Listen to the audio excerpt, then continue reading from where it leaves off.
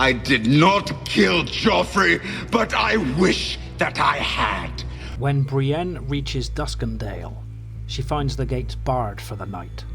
The area surrounding it is littered with corpses of both Northmen and men from the Reach. The gates open at morning, and the captain tells Brienne that his sister can paint over the black bat of Lothston on her shield.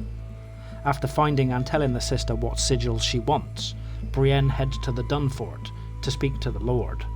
Since Lord Riker is in the field, she meets with the Castellan, Sir Rufus Leake, and a maester, who tells her that many came before her, asking if Dontos Hollard and Sansa Stark had come to Duskendale. The Dunfort maester tells the story of the Defiance of Duskendale, which seems to have been the incident that finally sent King Aerys II, the Mad King, over the edge. Either of his own initiative or from the urgings of his wife, Sorella, Dennis Darklyn took Aerys hostage. When Tywin Lannister, who was Hand at the time, surrounded the Dunfort, Lord Darklyn threatened to kill Aerys. When Aerys was captured, Simon Hollard killed one of his Kingsguard, Segwayne Gaunt. After Barristan the Bold slipped into the Dunfort and rescued the king, Aerys had nearly every member of the Darklyn and Hollard families killed or attainted. Dontos, who was young at the time, survived because Barristan asked Aerys to stay his hand.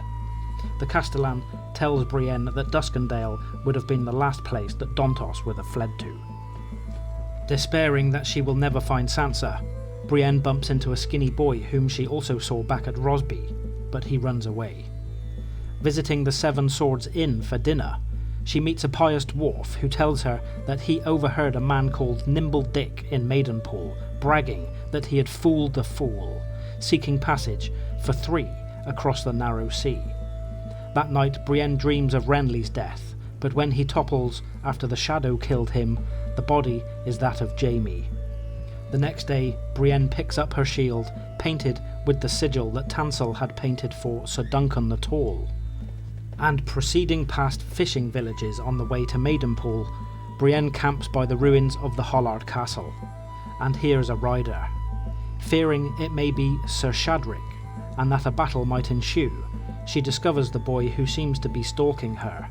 It turns out to be Podrick Payne, who asks to stay with her, hoping that if she finds Sansa, it may lead the boy back to Tyrion. I have only loved one woman.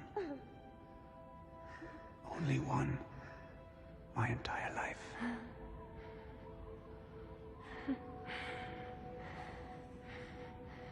Your sister.